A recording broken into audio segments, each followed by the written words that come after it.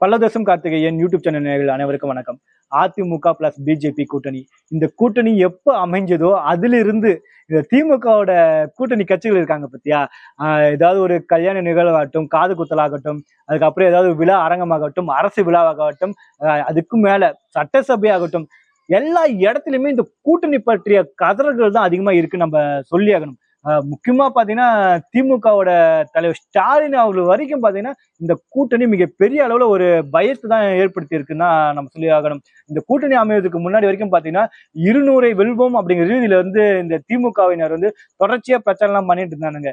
இந்த கூட்டணி அமைந்ததுக்கு அப்புறம் அது மாதிரியான ஒரு பிரச்சாரத்தையே காணும் சொல்லி ஆகணும். இந்த கூட்டணி சரி ஓகே, இவங்க அதிமுக பிளஸ் பிஜேபி கூட்டணி 2021 நாங்க வீழ்த்திட்டோம், மறுபடியும் இந்த கூட்டணியை எங்களெல்லாம் தோற்கடிக்க முடியாது, நாங்க தான் ஜெயிப்போம் அப்படிங்கிற ரீதியில இவங்க செயல்பட்டு இருந்தாங்கன்னா இந்த மாதிரி கதறல்களே இருந்திருக்காது. இந்த திமுக கூட்டணி கட்சிகளோட கதறலுக்கு என்ன காரணம்னு பார்க்கும்போது 2021 என்னதான் திமுக பெரும்பான்மையான இடங்கள்ல ஜெயிச்சிருந்தாலும் அதோட வாக்கு வித்தியாசங்கிறது பாத்தீங்கன்னா மிக மிக சொற்பமான ஒரு வாக்கு வித்தியாசமா தான் பார்க்கப்படுகிறது. கிட்டத்தட்ட பாத்தீங்கன்னா ஒரு 5000 வாக்குகள் வித்தியாசங்கிறது பாத்தீங்கன்னா ஒரு 20 தொகுதியில அதிமுக தோத்திருந்தாங்க. அதுக்கப்புறம் 10,000 வாக்குகள் வித்தியாசங்கும் போது அது ஒரு 20 தொகுதியில பாத்தீங்க, கிட்டத்தட்ட பார்த்தா 40ல இருந்து 45 தொகுதியில பாத்தீங்கன்னா ஒரு மிக சொற்பமான ஒரு வாக்கு வித்தியாசம் தான் இருந்தது.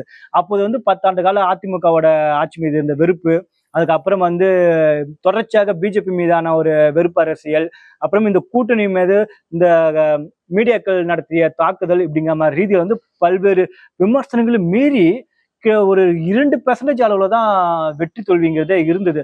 அதோட வெற்றி தோல்விங்கிறது பாத்தீங்கன்னா இந்த 2026 தேர்தல் கண்டிப்பா ஒரு மிகப்பெரிய அளவில் ஒரு மாற்றத்தை ஏற்படுத்தும் அப்படிங்கிற இதில் தான் பார்க்கப்படுது. ஒரு முக்கிய காரணம் என்னன்னு பாத்தீங்கன்னா 2024 நடந்த எம்பி தேர்தலில் அதிமுக ஒரு கூட்டணியா போட்டிட்டாங்க, பாமக பிளஸ் பிஜேபி ஒரு கூட்டணியா போட்டிருந்தாங்க. இந்த 2 கட்சிகளும் தனித்தனியா போட்டிருந்தால திமுக வெற்றி வாய்ப்புங்கிறது மிக மிக சுலபமாயிடுச்சுன்னு சொல்லி ஆகணும்.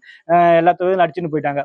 அதுக்கப்புறம் இந்த கூட்டணி மறுபடியும் உருவானதுக்கு ஒரு முக்கிய காரணமா எதை பார்க்கப்படுகிறதுனா, முதல்ல முஸ்லிம் வாக்குகளை கவருவதற்காக எடப்பாடி அவர்கள் பிஜேபி கழட்டி விட்டு ஒரு சில முஸ்லிம் இயக்கங்களோட கூட்டணி வச்சு 2024 தேர்தலில் சந்திச்சாரு. ஆனா கடைசி வரைக்கும் பார்த்தா முஸ்லிம்களோட 6வது கடமையா திமுகவுக்கு வாக்களிப்பதுதான் முறையானது அப்படிங்கிற ரீதியில அவங்க செயல்பட்டதால எடப்பாடி அவர்கள் பாத்தீங்கன்னா இந்த முஸ்லிம் வாக்குகளுக்காக எதுக்காக இந்த பிஜேபி கூட்டணி ஒதுக்குனாரோ, பாமக கூட்டணி ஒதுக்குனாரோ, அந்த ஒரு முஸ்லிம் வாக்குகள் முழுவதுமா பார்த்தா அதிமுக கிடைக்கவே இல்லை.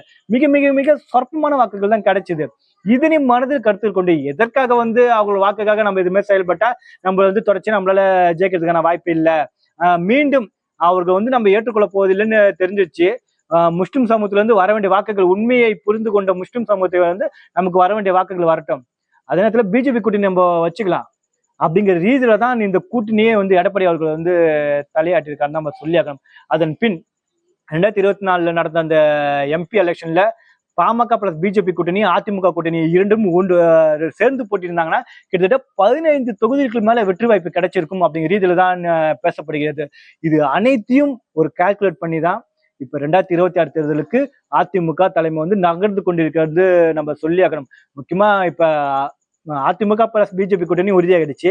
இந்த கூட்டணியிலே பாமக கண்டிப்பா வருமா பார்த்தா கண்டிப்பா வருவதற்கான அனைத்து சாத்தியங்களும் இருக்குன்னு தான் நம்ம சொல்லியாக்கணும்.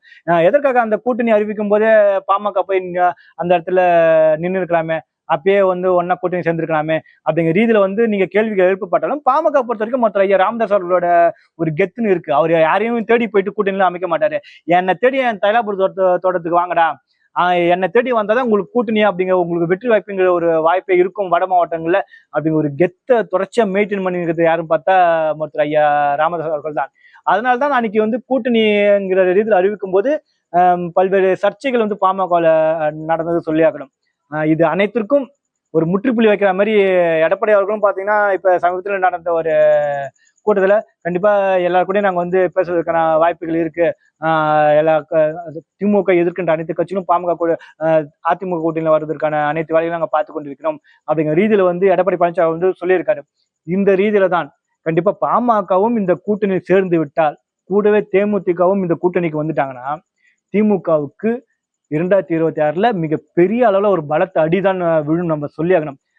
இதுக்கு இன்னொரு காரணமும் இருக்கு. தவக விஜய் விஜயோட அரசியல் வகை பார்க்கும்போது புதிய அரசியல் புதிய வாக்காளர்களை வந்து கண்டிப்பா விஜய்க்கு ஓட்டு போடுவாங்க அப்படிங்கிற ரீதியில் தான் பார்க்கப்படுகிறது. அதே நேரத்துல திமுகவோட ஆணிவரா இருக்கிற முஸ்லிம் மற்றும் கிறிஸ்துவ சமுதாய வாக்குகளை வந்து கண்டிப்பா விஜய் அவர்கள் வந்து பிரிக்கிறதுக்கான வாய்ப்புகள் இருக்கு. முஸ்லிம் வாக்குகளை வந்து ஒரு 25%, கிறிஸ்டின் வாக்குகளை கிட்டத்தட்ட ஒரு 80% வாக்குகளும் பிரிப்பாரு அப்படிங்கிற ரீதியில் தான் பார்க்கப்படுகிறது. முக்கியமா பார்த்தீங்கன்னா விசிகோட வாக்கு வங்கியை கிட்டத்தட்ட ஒரு 80% வாக்கு வங்கியை வந்து விஜய் பிரிப்பதற்கான அனைத்து வாய்ப்புகளும் இருக்கு அப்படிங்கிற ரீதியில் தான் பார்க்கப்படுகிறது. ஏன்னா விஜய் கட்சி ஆரம்பிச்ச எல்லா ஏரியாலாம் போய் பார்க்குறோம். கண்டிப்பா விசிகா பெரும்பான்மையா இருக்கிற இடத்துலலாம் விஜய் வந்து கொடி கட்டி பறந்துட்டு இருக்காரு தான் சொல்லி ஆகணும். கண்டிப்பா இதெல்லாம் பார்க்கும்போது விஜய் பிரிக்கின்ற வாக்குகளும் கண்டிப்பா அதிமுக கூட்டணிக்கு வந்து சாதகமா தான் இருக்கும் அப்படிங்கிற இதில் தான் பார்க்கப்படுகிறது. ஏன்னா முஸ்லிம் சமூகத்தை சார்ந்தவர்களும் கிறிஸ்துவ சமூகத்தை சார்ந்தவர்களும் அதிமுக கூட்டணி ஓட்டு போறது இல்லைன்னு சொல்லிட்டு தெரிஞ்சிடுச்சு. அந்த வாக்குகள் வந்து திமுக போறது இப்ப விஜய் பிரிக்கிறதால கண்டிப்பா அதிமுக கூட்டணிக்கு ஒரு பிளஸ் பாயிண்டா தான் பார்க்கப்படுகிறது. கூடவே இந்த தேமுதிகவும் தேமுதிகவும் எல்லா தொகுதியிலும் பார்த்தா ஒரு 1000 இருந்து ஒரு 5000 வாக்குகள் வரைக்கும் பார்த்தா தேமுதிகவும் ஒரு வாக்கு வங்கி இருக்கு. அவர்களுடைய வாக்கு வங்கியும் சேர்ந்துச்சுன்னா 2024 அந்த வாக்கோட சொற்பமான வாக்கு வித்தியாசம் பார்த்தியா, கண்டிப்பா 2026 மிகப்பெரிய அளவுல அதிமுக கூட்டணி வெற்றி அடைவதற்கான வாய்ப்புகள் இருக்கும் அப்படிங்கிற ரீதியில் தான் பார்க்கப்படுகிறது. இந்த ஒரு கால்குலேஷன் தான். இது நடந்து விட்டால் திமுக இங்க 2026 மண்டியிடுவது நிச்சயம். இதனாலதான் இந்த அதிமுக பிளஸ் பிஜேபி கூட்டணி அமைந்த உடனே திமுக காரங்க மொத்த பேரும் வந்து கதறிட்டு இருக்காங்க. அதான் இப்ப இந்த இடத்துல வந்து பாமகவை டெஸ்ட் பண்றங்கிற பேர்ல வந்து இப்ப எங்க அதிமுக பக்கம் பாமக சென்று விட்டால் இவங்களோட கூட்டம் இன்னும் வலுவடைந்து விடுமோ அப்படிங்கிற ரீதியில இப்ப RS பாரதின்னு இருக்கான். ஊடகங்கள் வந்து ரெட் லைட் மீடியாவுக்கு சமப்படுத்தி பேசின ஒரு ஆளு. அதுக்கப்புறம் வந்து மன்னிப்புகள்லாம் கேட்டல வரல இருக்கு. அவனை வச்சு இப்போ வந்து ஒரு கேம் ஆடி இருக்கானுங்க. அதுக்கப்புறம் மு.க.ஸ்டாலின் கிட்ட வந்து திமுக கூட்டணியில பாமக வருமா அப்படிங்கிற இதெல்லாம் கேள்வி கேட்டு பாமக வந்து இப்ப ட்ரிகர் பண்றானுங்களா. கண்டிப்பா இந்த ட்ரிகர் பண்றதுலாம் பாமக கிட்ட வந்து எடுபடாது.